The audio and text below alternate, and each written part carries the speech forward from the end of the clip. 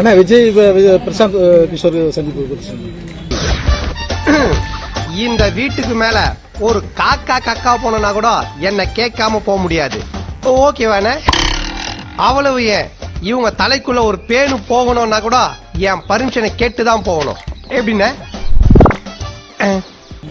சந்திச்சிருக்காங்கன்னு உங்க செய்திகள் மூலமா பார்த்து இருந்தீங்க. சந்திச்சிருக்காங்க நிச்சயமாக நிச்சயமாக சத்தியமாக சத்தியமாக. எனக்கு அதுல எல்லாம் ஒரு இது இல்ல, அந்த வியூக வகுப்புகள் எல்லாம் எனக்கு பெரிய இது இல்ல. கேசவன் குட்டியை யாரும் ஏமாத்தவே முடியாது. எனக்கு மூளை இருக்கு, அரசியல் வியூக வகுப்பாளர் தேவையில்லை என்று சீமான் பேசிய நிலையில் 2021 தேர்தலில் ஜேபக் என்ற நிறுவனம் சீமானுக்கு அரசியல் வியூகம் வகுத்தது அம்பலம்.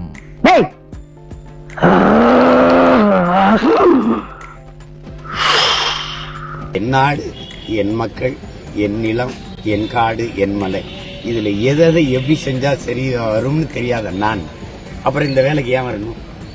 சொல்லுங்க, நீங்க சொல்லுங்க, சொல்லுங்க, நீங்க சொல்லுங்க.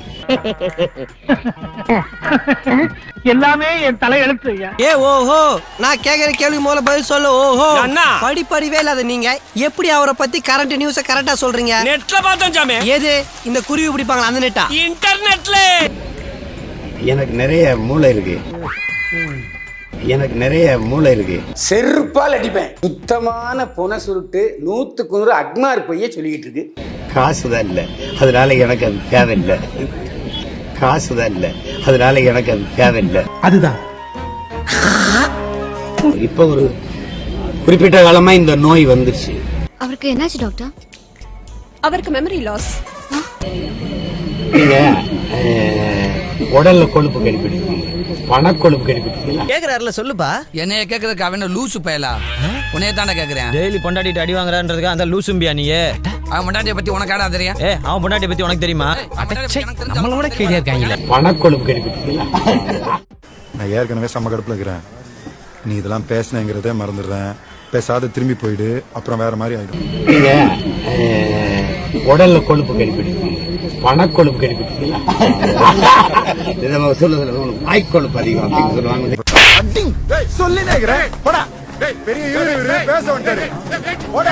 பணக்கொழுப்பு கடிப்பிடிக்கீங்களா? பணக்கொழுப்பு கடிப்பிடிக்கீங்களா? விஜய்க்கு பண கொழுப்பு இருக்கு. கொழுப்பு இருக்கிற அளவுக்கு இருக்கிற பணத்தால தான் ஸ்ட்ராட்டஜிஸ்ட வாங்குறாங்க.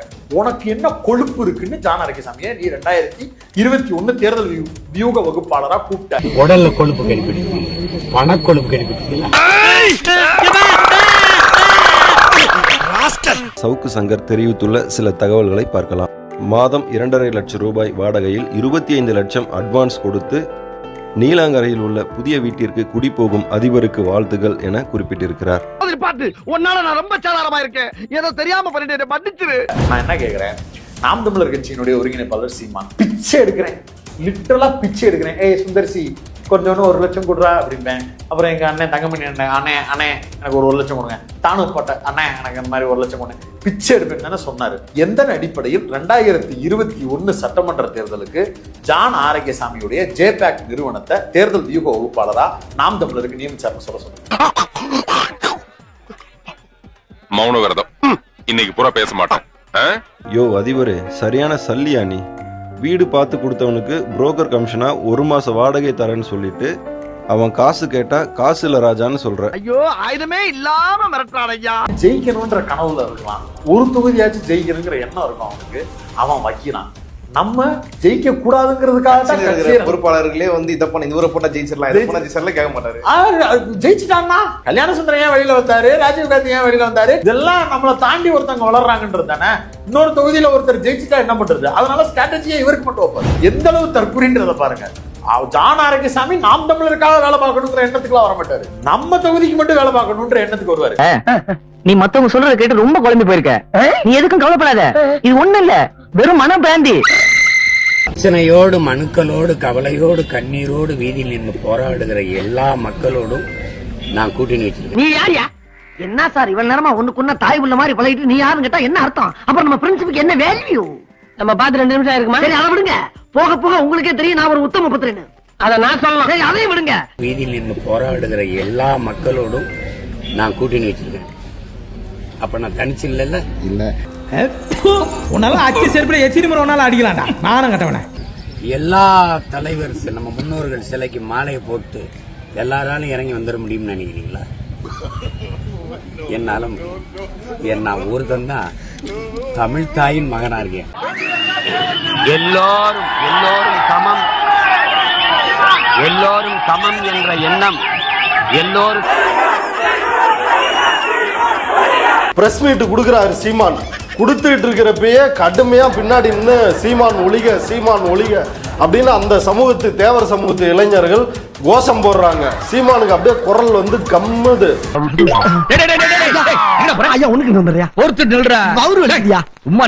ஒளி வாங்கியை நீட்டிவிட்டால் சீமான் எதையாவது உளறுவதையே வழக்கமாக கொண்டுள்ளார் என விஜய் குறித்த சீமானின் விமர்சனத்திற்கு தாவேகா பதிலடி கொடுத்திருக்கிறது.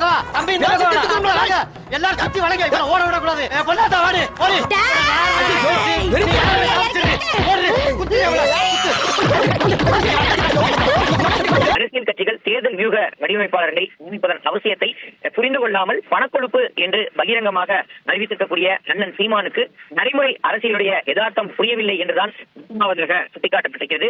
எனக்கு எல்லாமே தெரியும். ஐயோ உங்களுக்கு எதுவுமே தெரியாது சார். உன்னால உலக மகா முட்டாளா இருக்கிறிய நீ ஒரு புது உலகத்தை உருவாக்க போறியா? அடிச்ச மௌன செவுத்துல சாணி மாதிரி ஒட்டிக்குவேன். ஒவ்வொரு தேர்தலையும் தொகையை இழுப்பதையே தேர்தல் வியூகமாக கொண்ட அண்ணன் சீமான் இன்னும் எத்தனை ஆண்டுகள் வென்றால் மகிழ்ச்சி தோற்றால் பயிற்சி என்று நாம் தமிழர் உறவுகளை உட்பேத்திக் கொண்டே இருக்க போகிறார் என தெரியவில்லை என விமர்சனம் முன்வைக்கப்பட்டிருக்கிறது. ஆமாங்கண்ணா. அண்ணாவா? இந்த பாரு, நானும் உன்னை ரொம்ப நாளா வாட்ச் பண்ணிக்கிட்டே இருக்கேன். ஆளை காலி பண்ண பாக்குறேன். பெருநிதி வாங்குவதையே வழக்கமாக கொண்டிருக்கக்கூடிய திறமையாளர்களின் ஆலோசனைகளை பெறுவது தவறாக தெரிவது என்பது ஆச்சரியமற்றது என்று தெரிவிக்கப்பட்டிருக்கிறது.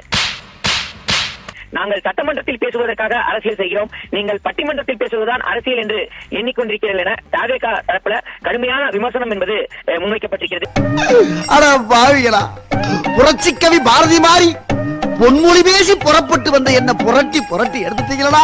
எப்படி நங்குற மாதிரி நச்சுன்னு இருந்துச்சானே, இதே மாதிரி டெய்லி வந்து உங்களுக்காக விட்டு போட்டுறேன். வரண்டாயாச்சமி என்ன வந்து போடுறியா?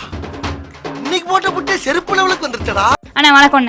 அண்ணா பெரியார விமர்சிக்கிறதுனால தான் வாக்குகள் குறைஞ்சிருக்குன்னு சொல்றாங்களே, உண்மையா?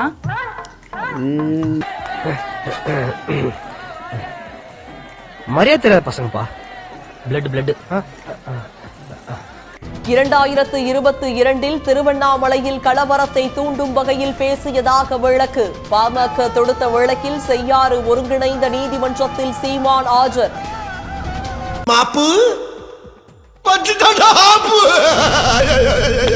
மராட்டியனா இருக்கணும், தெலுங்கனா இருக்கணும், தமிழனா இருக்கணும். அப்ப அவன் அடையாளத்தை தேவைக்கேற்ப மாத்தினீங்கன்னா அதை எப்படி பாக்குறது? அப்போ இதுதான் அடிப்படையின வதங்குறாங்க. இதுக்கு முன்னால ஒரு அவமானப்பட்டதே இல்லையா?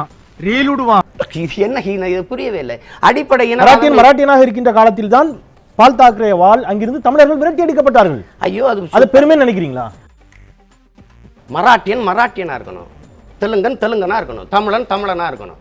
அப்ப அவன் அடையாளத்தை தேவைக்கேற்ப மாத்தினீங்க. அவன் உரிமை கர்நாடகா இருக்கின்ற காரணத்தால் கர்நாடகால இருந்து பெங்களூர்ல இருந்து தமிழர்கள் அடித்து விரட்டப்படுகிறார்கள். இங்க இல்லனா நான் பழனிக்கு போறேன், அங்கேயும் தோர்த்தனா, திருப்பதி போறேன், அங்கேயும் தோர்த்தனா, திருப்பதி போறேன், அட அங்கேயும் தோர்த்தனா. அட விடுங்கண்ணே, தமிழ்நாடு இல்லன்னா இமயமலைக்கு போறேன். இந்தியால பிச்சை எடுக்க இடம் இல்ல.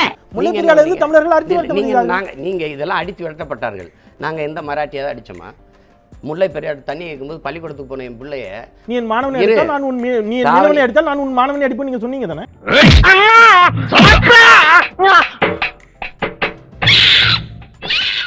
ஆமா, நீ அடிச்சாதானே அடிப்பேன். அவன் அடிக்கிறானே. வேணாம், ஏற்கனவே நீ கேட்ட பல வில்லங்கமான கேள்விகளுக்கு விட சொல்ல முடியாம வெந்து நொந்து வைத்தினீரே, மறுபடியும் கிண்டாத.